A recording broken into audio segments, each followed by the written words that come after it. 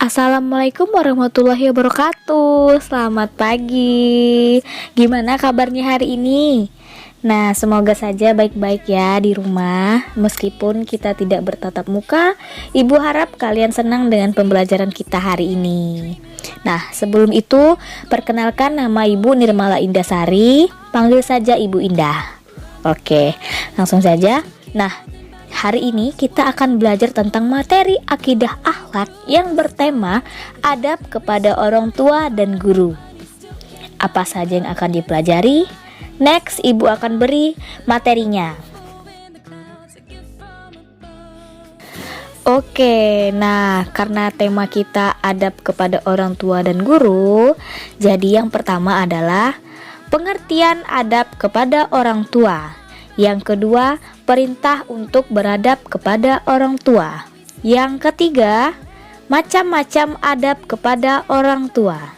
Yang keempat, mengamalkan adab kepada orang tua. Yang kelima, menghayati adab kepada orang tua. Yang keenam, adab kepada guru. Yang ketujuh, mengamalkan adab kepada guru. Yang kedelapan, menghayati adab kepada guru. Nah, dan yang terakhir adalah rangkuman.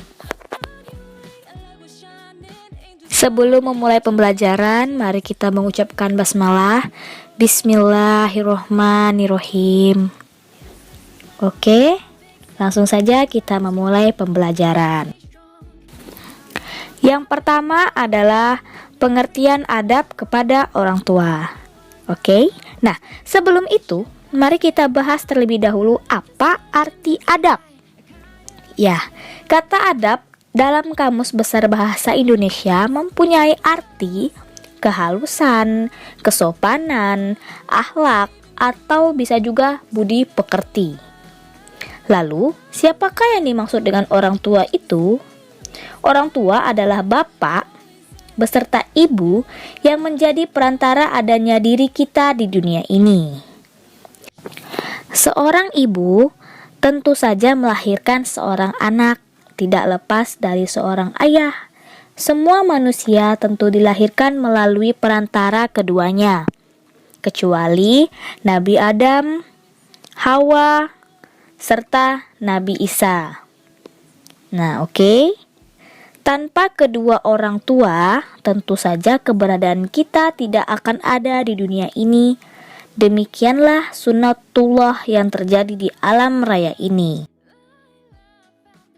Dari penjelasan tentang arti adab dan orang tua, maka pengertian dari adab kepada orang tua adalah berperilaku sopan santun dan baik budi pekerti kepada orang tua, baik itu dalam perkataan ataupun perbuatan kita sehari-hari. Selanjutnya adalah perintah untuk beradab kepada orang tua. Islam sebagai agama yang sempurna tentu saja memiliki aturan-aturan umum tentang bagaimana akhlak atau sikap seorang anak terhadap orang tuanya masing-masing. Perintah untuk bersikap sopan santun dan berakhlak mulia terhadap orang tua ini tentu saja banyak kita dapati dalam kitab Al-Quran maupun hadis. Di antaranya sebagai berikut. Yang pertama adalah Quran Surah An-Nisa ayat 36 yang artinya, sembahlah Allah dan janganlah kamu mempersekutukannya dengan sesuatu apapun. Dan berbuat baiklah kepada dua orang tuamu, ibu bapak. Yang kedua adalah hadis yang diriwayatkan oleh Ibnu Mas'ud. Dari Abdullah bin Mas'ud, dia berkata, aku berkata kepada Nabiullah SAW, amal apa saja yang bisa mendekatkan kepada surga? Beliau menjawab, sholat tepat pada waktunya. Kemudian apalagi? Beliau menjawab, berbaktilah kepada orang tua.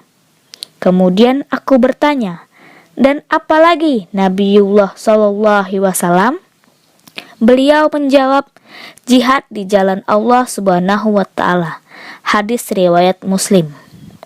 Dari keterangan hadis di atas, berbakti, beradab kepada orang tua menempati urutan yang kedua. Adapun urutan yang pertama adalah menjalankan ibadah sholat, menyembah Allah. Hal ini membuktikan bahwa betapa penting dan mulianya akan beradab kepada orang tua tersebut. Yang ketiga, macam-macam adab kepada orang tua. Jika melihat firman Allah Subhanahu wa Ta'ala dalam surat Al-Isra ayat 13 dan 14, ada berbagai macam bentuk bagaimana adab seorang anak kepada orang tuanya. Antara lain adalah dilarang untuk berkata "ah" atau "cis" kepada kedua orang tua kita masing-masing. Selanjutnya adalah larangan untuk berkata kasar atau membentak kepada kedua orang tua. Yang ketiga ada ketika berbicara kepada orang tua, hendaklah dengan perkataan yang sopan dan santun dan lemah lembut. Yang keempat ada merendahkan diri di hadapan orang tua, ibu bapak dengan landasan sifat kasih dan sayang. Yang kelima, senantiasa mendoakan kedua orang tua sebagaimana berikut.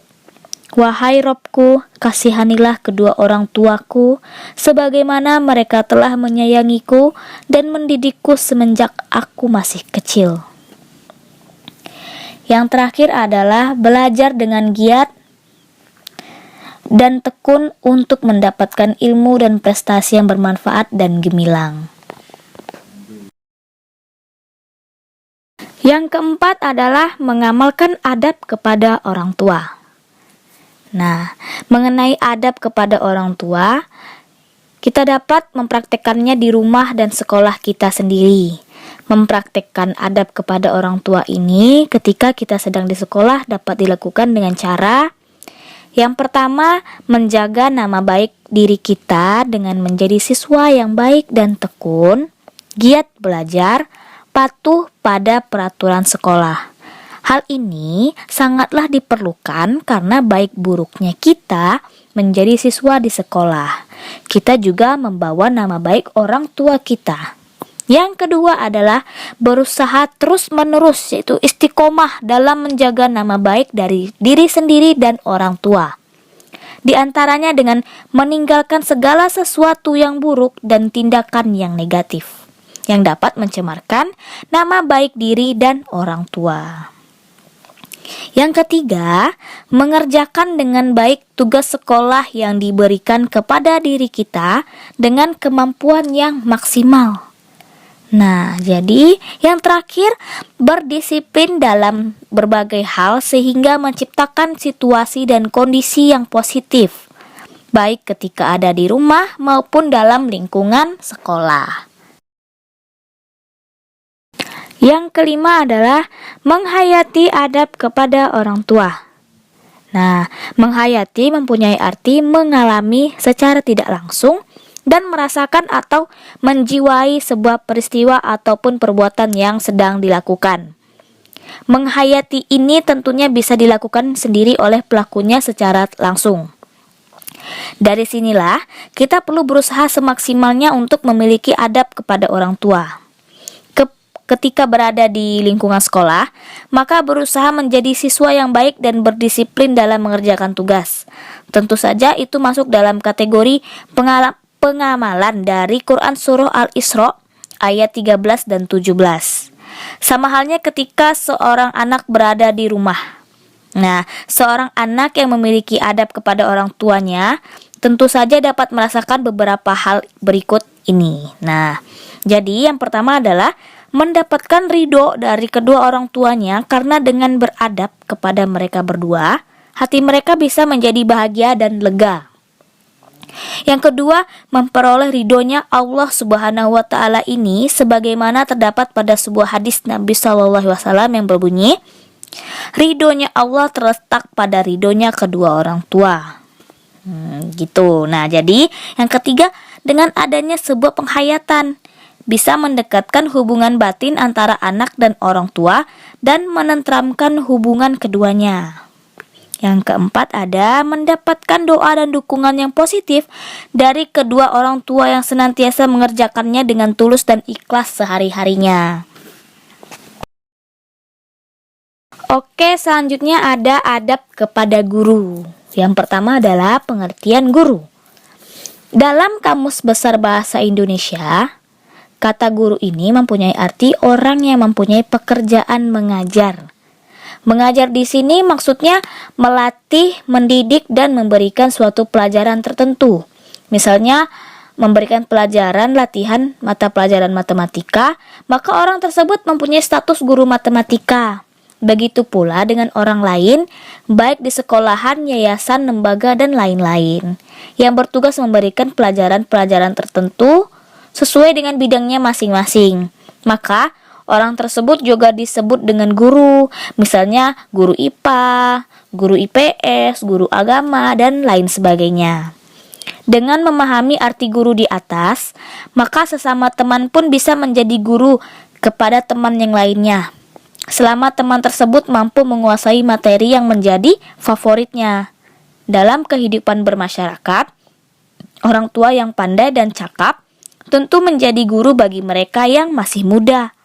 Tetapi, dalam perkembangan zaman ataupun ilmu pengetahuan yang baru, komputer nih misalnya, generasi muda tentu saja lebih menguasai dan terampil dan bisa menjadi guru dan mengajarkan ilmu pengetahuan yang baru tersebut kepada mereka yang umurnya lebih tua. Meskipun tidak memandang umur baik muda ataupun tua, menjadi seorang guru haruslah mengetahui dan mendalami ilmu yang diajarkan. Selain itu, juga harus mampu mendidik, melatih, kemudian juga harus mampu memberikan contoh yang baik bagi siswa, bagi siapa saja yang ada di sekitarnya, khususnya kepada para siswa-siswanya dan yang lainnya. Karena guru tidak lain adalah orang tua kita ketika kita berada di sekolah. Yang kedua adalah adab kepada guru.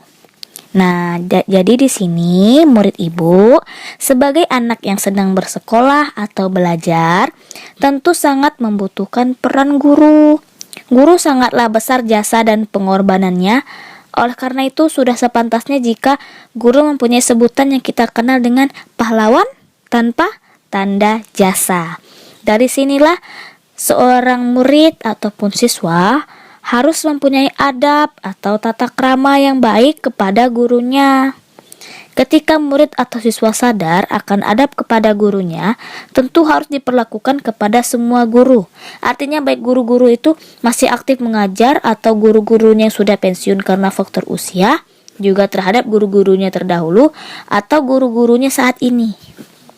Adab kepada guru ini antara lain: yang pertama, mematuhi dan mentaati perintah-perintah guru yang baik dan benar secara tulus dan ikhlas. Tentunya untuk kebaikan murid sendiri. Yang kedua, hormat dan santun kepada guru, baik perkataan dan perbuatan. Yang ketiga ada berusaha semaksimal mungkin nih untuk memberikan yang terbaik sehingga tidak mengecewakan hati bu guru gitu. Yang selanjutnya menjaga nama baik guru baik di lingkungan sekolah ataupun ketika sedang berada di luar gitu. Nah, selanjutnya memperhatikan dengan baik dan benar. Jadi nggak ngomong di belakang, jadi diperhatiin aja gitu. Nanti ditanyain ketika nggak ngerti gitu.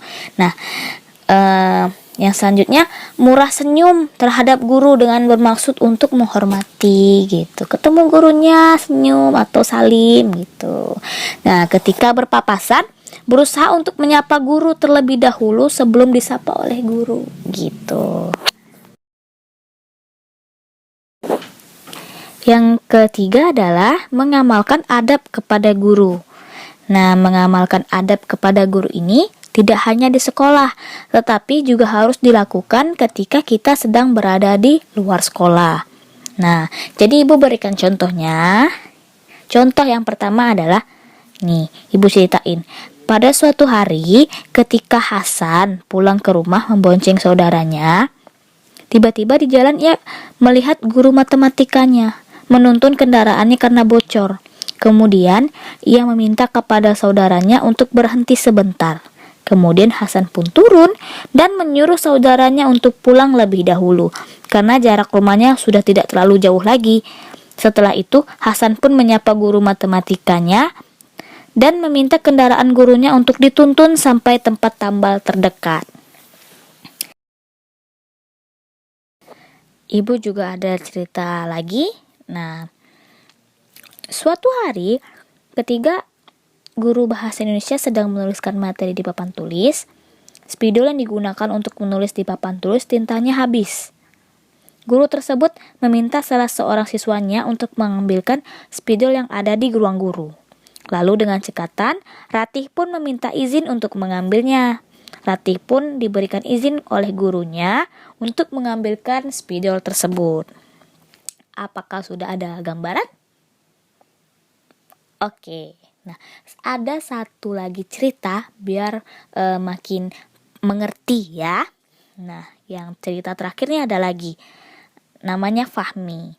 Fahmi itu merupakan siswa yang terbaik di sekolahnya. Suatu saat ketika ia pergi ke salah satu tempat pariwisata, Fahmi bertemu dengan salah seorang gurunya yang telah mengajarnya waktu TK. Nah, Fahmi pun mendekati gurunya tersebut dan memberikan salam dan menjabat tangannya dengan penuh sikap hormat. Gitu. Yang keempat, menghayati adab kepada guru. Nah, di sini menghayati adab kepada guru tidaklah jauh berbeda dengan menghayati adab kepada orang tua yang Ibu jelaskan tadi. Nah, menghayati adab kepada guru sangatlah penting karena ketika kita tidak menghayati adab kepada guru, tentu akan terjadi hal-hal negatif yang sangat bertolak belakang dengan sopan santun kita terhadap mereka para guru-guru kita. Nah, ketika kita sebagai murid mampu menghayati adab kepada guru, setidak-tidaknya kita bisa merasakan beberapa hal berikut. Nah, Ibu berikan contohnya. Yang pertama itu adanya hubungan batin yang dekat antara murid dan guru. Nah, yang kedua, dengan kedekatan hubungan batin ini akan memberikan kemudahan dalam menerima materi pelajaran yang diberikan oleh guru kepada murid.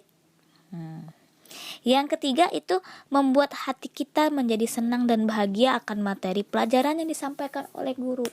Jadi kalau misalnya kita senang sama gurunya, sama pelajarannya biarpun ribet, bakal suka gitu. Nah, yang terakhir itu tujuan pembelajaran diberikan oleh guru dapat tercapai sesuai dengan yang kita harapkan karena kita senang tadi sama guru kita gitu. Mungkin udah capek ngoceh kan ya. Jadi di sini yang terakhir Ibu mau kasih kalian rangkuman biar kalian gak terlalu pusing nantinya karena Ibu banyak ngomong.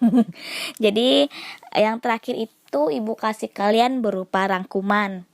Nah, dari penjelasan mengenai adab kepada orang tua dan guru di atas, yang pertama adalah adab kepada orang tua berarti sopan santun, akhlak budi pekerti kepada orang tua kita, ayah dan ibu. Adab ini tidak hanya berlaku kepada orang tua saja, tetapi juga kepada guru-guru kita. Yang kedua adalah memiliki adab kepada orang tua dan guru adalah wajib hukumnya. Nah, yang ketiga, adab kepada orang tua antara lain itu tidak berkata kepada keduanya. Jadi contohnya gini, misalnya diminta sama mamanya buat pergi belanja beliin gula, kamu ngomongnya gini, nggak mau mah. Nah, itu hukumnya udah dosa gitu. Jadi nggak boleh ngomong ngeluh, nggak boleh gitu, itu udah dosa banget gitu. Nah, selanjutnya tidak berbuat dan berkata kasar, ini nggak boleh banget. Terus rendah diri di hadapan keduanya, mendoakannya baik ketika masih hidup ataupun sudah meninggal dan lain sebagainya. Yang keempat, sebutan guru adalah bagi siapa saja yang mampu memberikan pengertian, pembelajaran, pelatihan atau suatu arahan dari suatu hal. Nah, seorang teman ataupun saudara juga bisa menjadi guru dalam hal tertentu gitu. Yang terakhir, adab kepada guru antara lain mematuhi dan menaati nasihat-nasihatnya secara ikhlas, senantiasa hormat dan bersikap sopan dan santun baik perkataan atau perbuatan. Nah, menjaga nama baiknya dan tidak menceritakan kekurangannya terhadap orang lain. Karena ibu udah banyak banget yang ibu sampaikan tadi, mohon maaf banyak kesalahan ataupun kekurangannya. Nah, demikianlah penjelasan perihal adab mengenai orang tua dan guru. Semoga kita semua bisa mengerti, paham, dan bisa mengamalkannya dalam keseharian kita semua, baik di sekolah ataupun di rumah, sehingga bisa menjadi pengalaman dari ayat Al-Quran dan hadis yang tercantumkan di atas. Sekian dari Ibu. Wassalamualaikum warahmatullahi wabarakatuh.